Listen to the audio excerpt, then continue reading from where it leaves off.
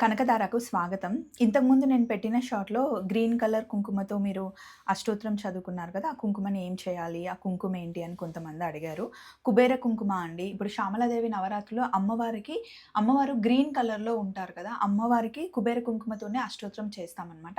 ఆ కుంకుమని డబ్బాలో పెట్టుకొని రోజు పెట్టుకుంటే చాలా మంచిది. సో, అది లేకపోతే గనక మెరూన్ కుంకుమ ఇంట్లో మన దగ్గర ఉంటే దాంతో కూడా మనం అమ్మవారికి పూజ చేసుకోవచ్చు. దాన్ని కూడా సేమ్ మనం డబ్బాలో పెట్టుకొని రోజు మనం పిల్లలకి పెట్టుకుంటే మంచిది.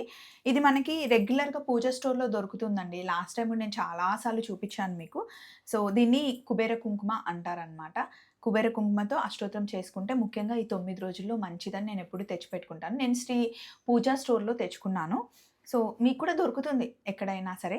ఇది 9 రోజులు స్టోర్ చేసి అలాగే బయటికెళ్ళినప్పుడు కానీ, ఇంట్లో ఉన్నప్పుడు కూడా మనం ఎప్పుడంటే అప్పుడు అమ్మవారి కుంకుమ ఎలా పెట్టుకుంటామో అలాగే సేమ్. కాకపోతే మెరూన్ కలర్‌లో ఉండదు. గ్రీన్ కలర్‌లో ఉంటుంది. రోజు ఇంట్లో పానకం పెడతాను.